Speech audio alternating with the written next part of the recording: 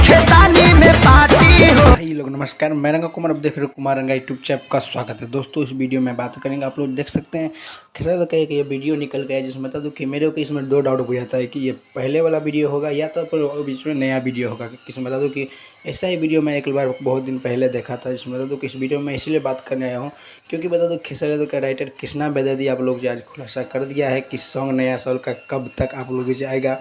वो वीडियो भी मैं अगले वीडियो में दिखाने की कोशिश करूँगा, लेकिन सबसे पहले बात करेंगे आप लोग से कि वो लाइव आया था रात में, उसमें बोला कि आप लोग ये नींबू खरबूजा भाई सॉन्ग को आप लोग बहुत अच्छा खासा प्यार दुला दीजिए हो और हमेशा ऐसे देते रहिएगा।